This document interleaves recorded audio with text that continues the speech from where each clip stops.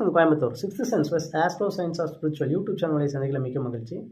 இந்த வீடியோ பார்த்தீங்கன்னா நம்ம லாஸ்ட் டைம் ரிலீஸ் பண்ண வீடியோவோட கண்டினியூட்டி. அதாவது மிஸ்டர் ஜிகே அவருடைய ஜோதிடம் சம்மந்தப்பட்ட கேள்விகளுக்கு நம்ம பதில் சொல்லியிருந்தோம். ஏற்கனவே ஒரு ஃபஸ்ட் பார்ட் நம்ம போட்டிருந்தோம். இது செகண்ட் பார்ட். ஸோ இந்த பார்ட்டில் அவருடைய கேள்விகளுக்கு இன்னும் சில கேள்விகளுக்கு அதனுடைய பதிலை நம்ம இந்த வீடியோவில் பார்ப்போம். இந்த குழந்தை பிறக்கிற சம்மந்தமாகவும் நீங்கள் சொல்லியிருந்தீங்க. இந்த குழந்தை பிறக்கிற நேரத்தை வச்சு நீங்கள் சொல்கிறீங்கன்னா, குழந்தை பிறக்கிறதுங்கிறது கருவில் உருவான டைமா, இல்லை ஹார்ட் பம்பான டைமா, இதய துடிப்பு உருவான டைமா, இல்லை வெளியே வந்த டைமா அப்படின்னு சொல்லிட்டு நிறைய கேட்டிருந்தீங்க. நான் உங்கள் டவுட்டை எப்போவுமே எனக்கு டவுட் கேட்குறது ரொம்ப பிடிக்கும். நீங்கள் எத்தனைக்கு தான் டவுட் கேட்கல, நான் கிளாரிஃபை பண்ணுறது என்னோட கடமை. But at the same time நீங்களே கொஸ்டினை கேட்டு நீங்களே ஒரு கன்க்ளூஷன் வந்து நீங்களே பதில் சொல்லி நீங்களே பண்ணிட்டீங்கன்னா இது எப்படி இருக்குது தெரியுமா? பேசி முடிவு பண்ணுறதுங்கிறது வேறு. நீங்கள் என்ன பண்ணீங்கன்னா முடிவு பண்ணிட்டு பேசுகிறீங்க. ரெண்டுக்கு வித்தியாசம் இருக்குது ஜிகே. ஃபஸ்ட்டு அதை புரிஞ்சுக்கோங்க. அப்போது இந்த குழந்தை அப்படிங்கிறது சுவாசம், மனிதனுக்கு சுவாசம் தான் மிக முக்கியமான ஒரு உயிர் வாழ்வதற்கான கான்செப்டில் ரொம்ப முக்கியமான ஒரு பொருள். அப்போது இந்த சுவாசம் அப்படிங்கிறது குழந்தை எப்போ கிடைக்கும், அந்த குழந்தைக்கு சுவாசம் எப்போ வரும்? குழந்தை கருக்குள் இருக்கிற வரைக்கும் அது வளர்ச்சி பெற்ற செல்லாத பார்ப்பாங்க. ஆன்மீகத்தில் ஜோதிடத்துறையை பொறுத்த வரைக்கும் தாய் வயிற்றில் இருக்கின்ற குழந்தை அப்படிங்கிறது ஒரு வளர்ச்சி பெற்ற செல் தான். அது எப்போ வெளியே முதல் சுவாசத்தை இழுக்குது, எப்போ வெளியே வருதோ அதுதான் டைம். அந்த டைமை வச்சு தான் குழந்தையோடைய ஜாதகத்தை கணிப்பாங்க. 12 ராசிகளுக்கும் ஒரே பலன் அப்படிங்கிற மாதிரி சொல்லியிருந்தீங்க, கேட்டுங்களா? இப்போ நம்ம கோல்சாரத்தை பற்றி சொல்லும்போது எல்லா ராசிக்காரங்களும் மேச ராசி அப்படின்னா இந்த தமிழ்நாட்டில் பிறந்த எல்லா மேச ராசிக்காரங்களுக்கும் ஒரே மாதிரி தானே பலன் சொல்லணும், ஒரே மாதிரி தான் பலன் அமையணும். ஆனால் ஏன் அந்த மாதிரி அமையலை அப்படிங்கிற மாதிரி ஒரு ஸ்டேட்மெண்ட் சொல்லியிருந்தீங்க. அது நல்ல விஷயந்தான். பட் நான் என்ன சொல்லியிருக்கிறேன் அப்படின்னா, இந்த விஷயத்தை நான் அடிக்கடி என்னுடைய சேனலில் ஒரு சில வீடியோவை நான் போட்டுக்கிறேன். ரொம்ப முக்கியமானது மேசராசின்னு சொல்லி எடுத்துட்டிங்கன்னா, அந்த மேசராசி தமிழ்நாட்டில் சொன்ன மாதிரி ஒரு ஃபார் எக்ஸாம்பிள் ஒரு 10 கோடி பேர் இருக்கிறாங்க அப்படின்னா, கோல்சாரம் அப்படிங்கிறது 30% தான் வேலை செய்யும். தசாபுக்தி ஒரு ஜாதகனுக்கும் ஒவ்வொரு வித்தியாசமான லக்னங்கள் அது சார்ந்த தசாபுக்தி அப்படிங்கிறது நடைபெறும். ஸோ இந்த கோல்சார பலன் எல்லாமே தசாபுத்தியின் அடிப்படையில் தான் வேலை செய்யுமே ஒழிய எல்லாருக்கும் பொதுவான ஒரு பலன் வராது. அப்படி சொல்பவர்கள் முழுக்க பொய்யான ஜோதிடர்கள்ங்கிற நான் பல தடவை ஏற்கனவே சொல்லியிருக்கிறேன். சந்தேகம் இருந்தால் எகைன் அந்த ரூஸ்டர் நியூஸ் சேனல்லையே இந்த விஷயமும் நாங்கள் பேசியிருக்கிறோம். அப்போ நீங்கள் நினைக்கிற மாதிரி எல்லாருக்கும் ஒரே மாதிரியான பலன் அமையாது. அதே மாதிரி எல்லாருக்கும் ஒரே மாதிரியான பலன் அமையிற மாதிரி சொன்னான்னா அவன் 100க்கு 100 பொய்யான ஜோதிடர்கள். அப்போது இந்த கோல்சாரம் அப்படிங்கிறதே எதை பேஸ் பண்ணி கொண்டு போகுது அப்படின்னா தசாபுக்தி. ஃபஸ்ட்டு தசாபுத்தி ஃபேவராக எந்த அளவுக்கு இருக்குதோ அதுக்கு தகுந்த மாதிரி தான் இந்த கோல்சாரம் சப்போர்ட் பண்ணுமே ஒழிய முழுக்க நம்ம அதையவே எல்லாருக்குமே கரெக்டாக வரும் அப்படின்னு நான் இது வரைக்கும் சொன்னதில்லை, அப்படி சொல்லவும் கூடாது. மேரேஜ் பற்றி அஸ்ட்ராலஜர் சொன்னாங்கன்னா ஜென்ரலாக சொல்லியிருக்கீங்க 24லேருந்து 27க்குள்ளே மேரேஜ் நடந்துடும். அப்போது எல்லாருக்குமே அப்படி தான் நடந்துருக்குது, யாருக்குமே 40 நடக்கிறது இல்லையில, அதுக்கு மேலே எப்படி நடக்கும்னு சொல்லியிருந்தீங்க இல்லையா? ஏன் 45ல் எத்தனையோ பேர் மேரேஜ் பண்ணிக்கிறாங்க, 50ல் பண்ணியிருக்கிறாங்க, 50 வயசுக்கு மேலே கூட மேரேஜ் பண்ணிக்கிறாங்க தம்பி. அப்போ அதுக்கெல்லாம் நீங்கள் என்ன சொல்லுவீங்க? அந்த கேள்விக்கு உங்களோட பதில் என்னவா இருக்கும்? ஸோ இதெல்லாம் தான் ரொம்ப ஒரு அறிவியல்தனமான ஒரு பதில். 50லேயே 55ல் கூட கல்யாணம் பண்ணி குழந்தை பெற்று வாழ்ந்தவங்க தமிழ்நாட்டில் எத்தனையோ பேர் இருக்கிறான். அப்போ நீங்கள் அதுக்கெல்லாம் நீங்கள் என்ன பதில் சொல்லுவீங்க? அந்த கேள்விக்கு நீங்கள் என்ன பதில் சொல்ல முடியுங்கனால? இப்போ அதே மாதிரி சுனாமி இந்த கொரோனா இந்த மாதிரி பேரழிவுகள்லாம் எந்த ஒரு ஜோதிடரும் கரெக்டாக கணிக்கிறது இல்லை அப்படின்னு நான் இதுக்கும் பதில் ஏற்கனவே சொல்லியிருக்கிறேன். ரூஸ்டர் நியூஸில் தெளிவாக சொல்லியிருக்கிறேன். ஜோதிடர்கள் அதே மாதிரி என்னோட சேனலில் ஒரு வீடியோவே ஜோதிடர்களால் ஏன் காலத்தை கணிக்க இயலவில்லை அப்படிங்கிற ஒரு டைட்டிலே போட்டிருக்கிறேன், போய் பாருங்கள். அதாவது இது கான்செப்ட் என்ன அப்படின்னா, ஜோதிடர்கள் அவங்களுடைய மைண்ட் மனோபாவம் எல்லாமே ப்ரொஃபஷனலாக இருக்கிற வரைக்கும் சூட்சுமங்களை தெரிஞ்சுக்க முடியாது. அதாவது இதுக்கு பேர் இந்த காலத்தை கணிக்கின்ற அறிவுக்கு பேர் கால ஞானம். புரியுதுங்களா? இந்த கால ஞானம் அப்படிங்கிறது சாதாரண ஜோதிடர்கள் பணத்தை மட்டுமே அடிப்படையாக வைத்து மக்களை ஏமாற்றுகின்ற ஜோதிடர்களுக்கு இந்த கால ஞானம் வராது. தன்னை அறிதல்கின்ற ஞானமே வராது. முதல்ல இந்த கால ஞானம்ங்கிற 3rd 4th ஸ்டேஜ். முதல் பேசிக் ஸ்டேஜ் தன்னை உணர்தல். எவன் ஒருத்தன் ஆன்மீகவாதியோ உண்மையான ஆன்மீகவாதி தன்னை அறிந்தவனாக இருப்பான். தன்னை அறிதல்ங்கிறதே பியூர் பெரிய சயின்ஸு. புரியுதுங்களா? அண்டத்தில் உள்ளது பிண்டத்தில் உண்டுன்னு சொல்கிற ஒரு கான்செப்ட் இருக்குது பார்த்தீங்களா, ஃபிலாசபி. அந்த தத்துவத்திலேயே 1000 விளக்கம் இருக்குது. அதை வந்து எப்போ ஒருத்தன் உணர்வான் அப்படின்னா, முழுக்க முழுக்க தன்னை உணர்ந்தவனால மட்டும்தான் அதற்கான விளக்கத்தை தெரிந்தில்ல உணரவே முடியும். உண்மையை வந்து உணர்ந்ததுக்கு அப்புறம் தான் நம்ம அதான் மாற முடியுமே ஒழிய தெரிந்ததனால் அல்ல. இது நிறைய விஷயங்கள் இருக்குது. கர்ம ராஜயோகத்தில் விவேகானந்தர் இதுக்கான 8 நிலைப்பாடுகள் கொடுத்துருக்காங்க. சரிங்களா?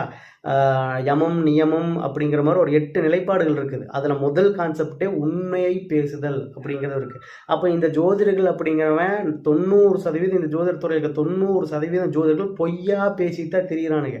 அப்போ அந்த மாதிரி பொய் பேசுகிறவனுக்கு எப்படி காலத்தை அறிகின்ற ஞானமான கால ஞானம் வரும்னு நான் கேட்குறேன். இதை நான் ஒவ்வொரு தடவையும் என்னோட வீடியோவில் சொல்லியிருக்கேன். கால ஞானம் அப்படிங்கிறது ஞானிகளுக்கும் ஆன்மீகத்தில் முதிர்ச்சி அடைந்த ரிஷிகள் ஞானிகள் மட்டும்தான் தெரியுமே தவிர மற்ற போலியான மனித இந்த உதாரணத்தை சுற்றுறாங்க பார்த்தீங்களா, ஜோதிடங்கிற பேரில் பணத்தை மக்களை ஏமாத்துறவங்களுக்கு 1% வராது. அதை ஃபஸ்ட்டு நீங்கள் புரிஞ்சுக்கோங்க. ஆச்சா? அடுத்தது இன்னொரு விஷயம்னா இந்த எம்எல்ஏ எம்பி இந்த அஸ்ட்ராலஜி பார்க்கும்போது பார்த்தீங்கன்னா சில ஜோசியக்காரங்க வந்து எம்எல்ஏ ஆகிடுவீங்க, நீங்கள் அடுத்த வருஷம் எம்பி ஆவீங்க. அதே மாதிரி இந்த கேன்சர் அப்படிங்கிற ஒரு நோய் வந்து உங்களுக்கு வந்துடும், இல்லை அது இதாகிரும் அப்படிங்கிறது. அப்புறம் இந்த மீடியா இந்த நேம் எல்லாம் வந்து இங்கே அஸ்ட்ராலஜியில் போட்டிருக்காங்கன்னு சொல்லி ஒரு கேள்வி கேட்டிங்க இல்லையா? ஸோ இதுக்கெல்லாமே வந்து எப்படி நீங்கள் இப்படிலாம் சிந்திக்கிறீங்கன்னு தெரியல தம்பி. அதாவது நான் அதை தான் சொல்கிறேன் பாருங்க, நம்ம ஒரு துறையில் வந்து ஓரளவுக்கு மக்களுக்கு ஒரு விழிப்புணர்வு ஏற்படுத்தினா நம்ம அதோடு நிறுத்திக்கணும். எல்லா துறையிலையுமே உடனே மூக்கு நுழைஞ்சு நான் பெரிய ஆள், நான் சொல்கிறது எல்லாம் மக்கள் நம்புவாங்கங்கிற ஒரு மமதை வருது பார்த்தீங்களா, அங்கே தான் நீங்கள் வந்து ஃப்ளாப் ஆகுறீங்க, அங்கே தான் விழுகுறீங்க, அங்கே தான் அடி விழுகுது. மமதை என்னைக்கு வரக்கூடாது, புரியுதா? இந்த அஸ்ட்ராலஜி பொறுத்தவரை எங்கேயுமே அப்படி சொல்லியிருக்க மாட்டாங்க, புரியுதுங்களா? ஆனால் கேன்சர் அப்படிங்கிறது எவனுமே மென்ஷன் பண்ண அவசியம் இல்லை. கொடிய நோயின்னு சொல்லி சொல்லாமல்ல, ஏன் தமிழில் வந்து அந்த மாதிரி நம்ம சொல்ல முடியாதா?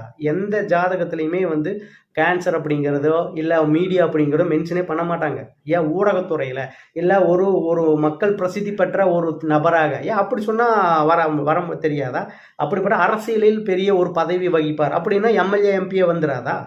அப்போ மீடியா அப்படின்னா மீடியாவே எழுதியிருந்தால் தான் நீங்கள் ஒத்துக்குவீங்க அப்படின்னா தான் அது கரெக்டான அர்த்தமா? என்னப்பா உங்கள் நாலேஜை வச்சு நம்ம என்ன தான் நம்ம பண்ண முடியும்? எனக்கு ஒன்றும் புரியல, புரியுதா? ஸோ ஜோதிடம் அப்படிங்கிறது உங்களுக்கெல்லாம் வெட்ட வெளிச்சமாக விளக்கமாக சொல்கிறதுக்கு வந்து அதை புரிஞ்சு அதை உள்வாங்கி உணர்ந்து ரொம்ப ஆன்மீகத்தில் திளைத்தவர்களால் மட்டும்தான் அது நடக்கும். இப்போ இருக்கிற ஆளுங்களுக்கு அது வராது.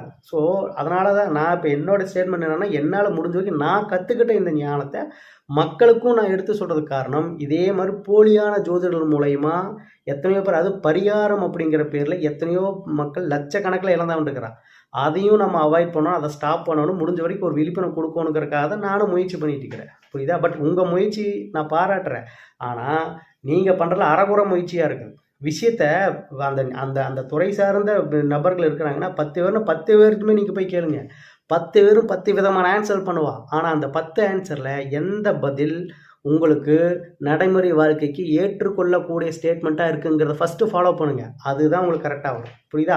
அதர்வைஸ் அதை தவிர நீங்கள் மற்ற எந்த விஷயத்தை நீங்கள் எடுத்தாலும் நீங்களும் ஒரு மக்களுக்கு ஒரு பொய்யான விஷயத்த சொல்லி அவங்கள மிஸ்கைட் பண்ணுற மாதிரி தான் ஆகும் கண்டிப்பாக. அப்போ இது பேர் போலதாக நீங்கள் பண்ணுற மாதிரி. இப்போது இது மூலயமா நான் உங்களுக்கு ஆல்மோஸ்ட் உங்களுடைய எல்லா கேள்விக்கும் பதில் சொல்லிட்டேன்னு நினைக்கிறேன்.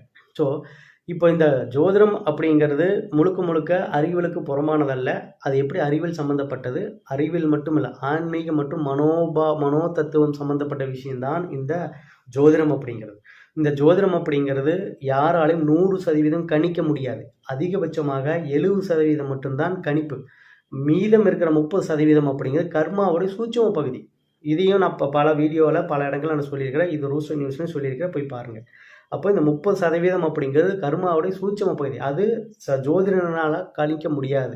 அதுவும் இந்த ஆன்மீகத்தின் முதிர்ச்சி பெற்ற ஞானிகள் ரிஷிகள் அந்த மாதிரி நபர்களுக்குனால் மட்டும்தான் அதை அறியக்கூடிய ஒரு தன்மை அவர்களுக்கு மட்டும்தான் உண்டு, ஆக்சுவலாக. அப்போ 70% தான் கணிப்பு. ரெண்டாவது, எந்த ஜோதிடனாலும் வந்து சொல்கிறதெல்லாம் வந்து பாஸ்ட் ப்ரெசண்ட்லாம் வந்து பெருசாக இதாகிறதில்ல, ஒரு குத்து மதிப்பாக தான் சொல்கிறாங்க அப்படிங்கிறீங்க. இது வரைக்கும் உங்களுக்கு தெரிஞ்ச ஞானம் அதை சொல்கிறேன். நீங்கள் வந்து எப்படின்னா, நியூட்டன் புவியீர்ப்பு விசை கண்டுபிடிக்கிற முன்னாடி வரைக்கும் நமக்கு அது பற்றின அறிவு கிடையாது இல்லையா? அது சம்மந்தப்பட்ட அறிவு நமக்கு சுத்தமாக இல்லை. அவர் சயின்டிஃபிக்காக அதை ப்ரூவ் பண்ணதுக்கப்புறம் தான் எல்லாருமே அதை அக்செப்ட் பண்ணிட்டாங்க. அப்போது இதில் கான்செப்ட் என்னென்னா, நமக்கு இயற்கையாக நமக்கு வந்து ஒரு விஷயம் தெரியல அப்படின்னா, இயற்கையாக நடக்கின்ற செயலும் நின்று போயிடும், இது நடக்காது அப்படிங்கிற நம்மளை ஒரு ஒரு அறிவியலித்தனமாக நம்மளோட ஒரு ஒரு மனோபாவத்தில் வாழ்ந்துட்டு இருக்கிறோம். ஆனால் அதுதான் தப்பு. நாம் நம்பினாலும் நம்பாட்டியும், நமக்கு தெரிஞ்சாலும் தெரியாட்டியும், இயற்கையில் இயங்குகின்ற ஆற்றல்கள், அந்த செயல்கள் தொடர்ந்து இயங்கிட்டே தான் இருக்கும். நமக்கு தெரியல அப்படிங்கிறது நம்மளுடைய அறியாமைய ஒழிய மற்றபடி அது இயங்காமல் போகாது. அந்த மாதிரி தான் இது. உங்களுக்கு தெரியல அப்படிங்கிறதுக்காக அது வந்து பொய்யாயிராது. உங்களுக்கு தெரியுதுங்கிறதுக்காக அது மட்டுமே உண்மையாயிராது. ஏன்னா ஐம்புலன்களுக்கு அப்பாற்பட்ட பல சூட்சும உண்மைகள் இன்னும் உலகத்தில் இருக்குது. அது நமக்கு இன்னும் தெரியல. இந்த ஐம்புலன்கள் அது உணர முடியாது. அதுக்குன்னு சில ஸ்பெசிஃபிக் தகுதி வேணும். நம்ம தகுதி வளர்த்திக்கிட்டா மட்டும்தான் எல்லா கேள்விகளுக்கும் பதில் நம்ம தெரிஞ்சுக்க முடியும். ஏன்னா கடவுள் இருக்கிறாரா இல்லையா அப்படிங்கிறத ரொம்ப சிம்பிளாக கேட்குறது பெரிய விஷயமே இல்லை. ஆச்சா, இப்போ 5ஆம் கிளாஸ் படிக்கிற பையன்கிட்ட வந்து நம்ம 10ஆம் கிளாஸோட சப்ஜெக்டை பற்றி கேட்டால் அவன் எப்படி பதில் சொல்லுவான்? அப்போ ரெண்டுக்குமே என்ன டிஃப்ரென்ஸ் இருக்கோ அதே தான் உங்களுடைய கேள்விக்கான பதில். அப்போது நீங்கள் கேள்வி அப்படிங்கிறது கேட்குறது தப்பு கிடையாது.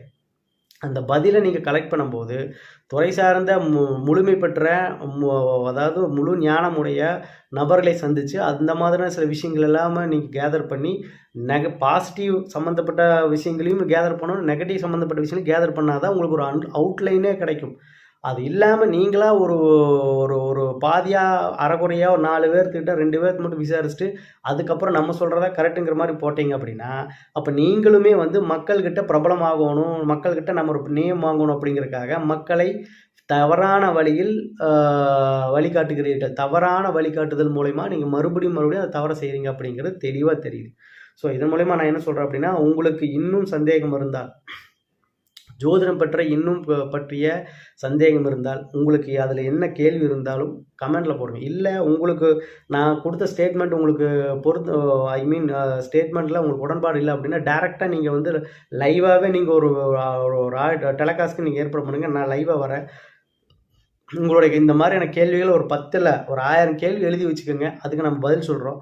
உங்களுக்கு அதில் மக்களுக்கு அதில் எந்தளவுக்கு திருப்தி இருக்குது அப்படிங்கிற கமெண்ட்ஸ்லாம் நம்ம பார்த்துக்குவோம். அவ்வளோதான் விஷயம். ஸோ இதுதான் ஜோதிடம், இதுதான் உண்மை, இதுதான் விஷயம். ஸோ ஜோதிடம் அப்படிங்கிறது யாரையும் மாற்றுவதற்காகவோ ஏமாற்றுவதற்காகவோ அல்ல. அப்படி ஏமாற்றுகிறார்கள் என்றால் அது அந்த மனிதனுடைய ஏமாற்றுகின்ற மனிதனுடைய தவறே ஒழிய துறையோட தவறு அல்ல. நல்லா புரிஞ்சுக்கோங்க. எல்லா துறையிலையும் இது நடக்குது, ஜோதிடத்தில் இது அதிகப்படியாக நடக்குது. இதுதான் கான்செப்ட். ஸோ ஜோதிடம் அப்படிங்கிறது கர்மாவுடைய அடிப்படை, கர்மாவின் அடிப்படையில் இயங்குகின்ற ஒரு கான்செப்ட், முன்ஜென்செப்ட். இதுதான் சயின்ஸாகவும் கொண்டு போயிட்டு இருக்குது. இது சயின்ஸ் சம்பந்தப்பட்ட விஷயமும் கூட தான். இது உங்களுக்கு அறிவியலுக்கு புறம்பானது அப்படின்னா சொல்கிறது என்ன வேணால் சொல்லலாம். ஆனால் அதுக்கு நீங்கள் சொன்னதுக்கு என்ன ஸ்டேட்மெண்ட் கொடுத்துருக்கீங்க ஆச்சுங்களா? அப்போ அதே மாதிரி இன்னொரு விஷயம் சொல்லியிருந்தீங்க, த ஸ்கை லைவ் அப்படிங்கிற ஒரு வெப்சைட் மூலயமா போய் பார்த்தோம்னா ஏப்ரல் 14ஆம் தேதி மேசராசிக்கு சூரியன் வருது அப்படின்னு சொல்லியிருந்தீங்க. ஆனால் வந்து பாருங்கள் 15, 16, 17 டேட் ஏதோ சொன்னீங்க, நீ வரலன்னு சொல்லி. அப்போது இந்த விஷயத்தில் இன்னொரு விஷயம் புரிஞ்சுக்கணும் தம்பி. என்ன அப்படின்னா, சூரிய வெளிச்சம் ஒரு பகுதிக்கும் சென்றடைகின்ற நேரம் டிஃபர் ஆகுது. 200 கிலோமீட்டருக்குள்ளே அது ட்ராவல் ஆகிறதுக்கும் 500 கிலோமீட்டர் தாண்டி ட்ராவல் ஆகிறதுக்கும் 1000 கிலோமீட்டர் ட்ராவல் ஆகிறதுக்கும் வித்தியாசம், டைம் டியூரேஷன் இருக்கு இல்லையா, டிஃப்ரெண்ட் ஆகுது இல்லையா? அப்போது அமெரிக்காவில் ஒரு குழந்தை திங்கக்கிழமை காலையில் 7 மணிக்கு பிறக்கிற அந்த குழந்தையோட ஜாதகம், இந்தியாவில் கோயம்புத்தூரில் அதே திங்கக்கிழமை 7 மணிக்கு பிறக்கிற அந்த குழந்தையோட ஜாதகம் எப்படி ஒற்று போகும்? அப்போ நீங்கள் ஸ்கைலேம்ப்னு சொல்கிற அந்த வெப்சைட்டோடைய கான்செப்ட், அது எந்த இடத்துல அந்த அந்த டெலகாஸ்ட் இருக்குது, அது எந்த ஏரியாவை பேஸ் பண்ணி, எந்த நாட்டை பேஸ் பண்ணி அது இயங்குது அப்படிங்கிற ஒரு கான்செப்ட் இருக்குல்ல. இப்போ நீங்கள் இந்தியாவில் கோயம்புத்தூரில் பிறந்த குழந்தையோட ஜாதகமும் அமெரிக்காவிலேருந்து பிறந்த ஜாதகம் எப்படி ஒன்றா போகும்? நீங்கள் பேசுகிறது அப்படி தான் இருக்குது. புரியுதா? அப்போது நம்ம ஏப்ரல் 14ஆம் தேதி மேசத்துலேருந்து சூரியன் மேசத்தில் வர்றான் அப்படின்னா அது இங்கே இருக்கக்கூடிய இந்த மாகாணத்தின் அளவுகோல், இந்த இடத்துல இப்போ பேஸ் பண்ணி நம்ம கொடுத்துருக்குறோம். புரியுதுங்களா? அப்போ இங்கேருந்து பார்க்கும்போது தான் நமக்கு அது தெரியும். நீங்கள் இங்கே இந்தியாவை விட்டுட்டு நீங்கள் அமெரிக்காவிலையோ ஆப்பிரிக்காவில் ஐரோப்பாவில் போய் அங்கே போய் உட்காந்து எனக்கு தெரியலன்னு எப்படி தெரியும்? உங்கள் ஸ்டேட்மெண்ட் அப்படி தான் இருக்குது. ஸோ இதெல்லாம் தான் வந்து உங்களுடைய அரைகுறை சம்மந்தப்பட்ட ஆராய்ச்சின்னு அர்த்தம். ஸோ முதல்ல நீங்கள் தெளிவாய்க்கிங்க. உங்களுக்கு துறை சார்ந்த ஆள்கள்ட்டலாம் நீங்கள் இப்போ கேட்கணும்னு நினச்சிங்கன்னா எல்லாத்துக்கிட்டையும் கேளுங்க. அப்போ தான் 10 பேர்ட்டு விசாரிச்சாதான் 10 பேர் ஒரே கேள்விக்கு 10 விதமாக பதில் சொல்லுவான். அதில் ஒரு ஓரளவுக்கு நேர்மையாக ஹானஸ்டாக இருக்கிறவன் 2 பேர் இருந்தால் நம்ம 2 பேரோட பதில் ஒட்டுக்கா கோயின்சிட் ஆகும். அப்போ அந்த 2 பேருக்கு மூலயமா இன்னும் பல விஷயம் கற்றுக்குங்க. அப்போ இப்படி தான் நம்ம ஒரு ரிசர்ச்சில் கொண்டு போகும் ஒழிய நீங்கள் யாருக்கிட்ட கேட்டிங்கன்னா எனக்கு தெரியல, கண்டிப்பாக 1 நம்பர் அரகர தத்தியாக இருப்பா. அப்படி கேட்கல அப்படின்னா நீங்கள் அரைகுறையாக இருப்பீங்களது எனக்கு தோணுது. வேறு வழியே இல்லை. எனக்கு வேறு ஸ்டேட்மெண்ட், ஏன்னா என்னுடைய நோக்கம் உங்களை ப்ளேம் பண்ணுறது அல்ல. பட் ஆன்மீகம் ஜோதிடம் வந்துச்சு அப்படின்னா நீங்கள் ஸ்டேட்மெண்ட் கொடுக்குறீங்க அப்படின்னா அது சம்மந்தப்பட்ட எல்லா விஷயங்கள்ட்டையும் கேட்டு அதுக்கப்புறம் தான் கன்க்ளூஷன் வரணும். அப்படி இல்லாமல் நீங்கள் பண்ணீங்கன்னா அது மக்களை மிஸ்கைட் பண்ணுறீங்கன்னு அர்த்தம்.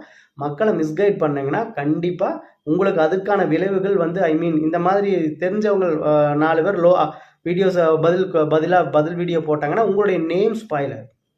இத்தனை வருஷம் நீங்கள் சேர்த்து வச்ச உங்களுடைய கிளைண்ட், உங்களுடைய வாசகர்கள் அவங்களே வந்து உங்களை நெகட்டிவாக பார்க்க ஆரம்பிச்சிடுவாங்க. ஸோ அந்த நிலைக்கு நீங்கள் போயிடாதீங்க. அதுக்காக தான் நாம் இதெல்லாம் சொல்லியிருக்கிறவங்களே உங்களை ப்ளேம் பண்ணவங்களுக்காகவோ உங்களுக்கு எதுவும் தெரியலன்னு சொல்ல உங்கள் முயற்சியை நான் பாராட்டுறேன். உண்மையிலே உங்கள் முயற்சியை நான் பாராட்டுறேன். But at the same time மக்கள் இடையில நீங்கள் ஒரு மீடியா மூலயமா பண்ணுறீங்க அப்படின்னா ரொம்ப கேர்ஃபுல்லாக இருக்கணும். ஸோ எனக்கு தெரிஞ்சு உங்களோட எல்லா கேள்விக்கும் நான் பதில் சொல்லியிருக்கிறேன். இந்த பதில் எனக்கு தெரிஞ்ச மக்களுக்கு சாட்டிஸ்ஃபேக்ஷனாக இருக்கும். அவங்களுக்கு அதுக்கான புரிதல் இருக்கும். அப்படி புரிதல் இல்லைன்னா நீங்கள் கீழே கமெண்ட்ஸில் போடுங்க. அதுக்கான விளக்கத்தை நான் கொடுக்குறேன். இல்லையா நீங்கள் ஓப்பனாக இப்போ ஒரு சேலஞ்ச் பண்ணுறேன். லைவாக நீங்கள் ஒரு ஷோ நடத்துங்க, நான் வர்றேன். இது சம்மந்தப்பட்ட அந்த கொஸ்டின் இது மட்டும் இல்லை, ஒரு 1000 கொஸ்டின் எழுதுங்க, நான் அதுக்கு பதில் சொல்கிறேன். அதுக்கப்புறம் மக்கள் முடிவு பண்ணிட்டு. ஸோ இந்த வீடியோவுடைய நிறைவு பகுதி.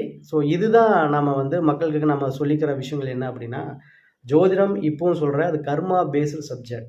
கர்மா அப்படிங்கிறது நம்ம முன்ஜென்மத்தில் செஞ்ச கர்ம வினை இந்த ஜென்மத்தில் எப்படி நம்ம பார்க்க போகிறோங்கிறது நான் ஏற்கனவே சொன்ன விஷயங்கள் தானே ஒழிய, அதை வைத்து இன்றைக்கு மக்களுடைய எதிர்பார்ப்பையும் அவங்களுடைய ஒரு அறியாமையை பயன்படுத்தி பல ஜோதிடர்கள் என்ன பண்ணுறாங்கன்னா, இந்த பரிகாரம் அப்படிங்கிற பேரில், நியூமராலஜிங்கிற பேரில் மக்கள் ரொம்ப ஏமாற்றி ரொம்ப சீட் பண்ணி அதனால் நிறைய பேர் ரொம்ப மன உளைச்சல் அடைஞ்சு வாழ்க்கையில் நிறைய பிரச்சனைகளை ஃபேஸ் பண்ணிக்கிறாங்க. ஸோ என்னுடைய கான்செப்ட் ஒவ்வொரு தடவையும் சொல்லியிருக்கு, அந்த மாதிரி நிகழ்வுகளை தடுப்பதற்காகவும் மக்களிடையிலேயே இந்த உன்னதமான ஜோதிடம் அப்படிங்கிறது ஆன்மீகம் மற்றும் அறிவியல் சம்மந்தப்பட்ட உளவியல் மனோதத்துவம் சம்மந்தப்பட்ட ஒரு விஷயங்கள் அப்படிங்கிறதையும் அது யதார்த்தமான எந்த அளவுக்கு கொண்டு போய் சேர்த்த முடியுமோ, ரொம்ப சிம்பிளிஃபை பண்ணி சேர்த்த முடியுமோ அதை தான் நம்ம முயற்சி பண்ணிட்டு இருக்கிறோம் ஒழிய வேறு எந்த ஒரு நோக்கமும் நமக்கு அல்ல. ஸோ இது வரைக்கும் இந்த வீடியோ பார்த்த எல்லா நேரத்துக்கும் என்னுடைய கான்செப்ட் புரிஞ்சிருக்குன்னு நினைக்கிறேன். புரியாதவங்க கமெண்டில் போடுங்க. நெக்ஸ்ட் வீடியோவில் பார்ப்போம். நன்றி.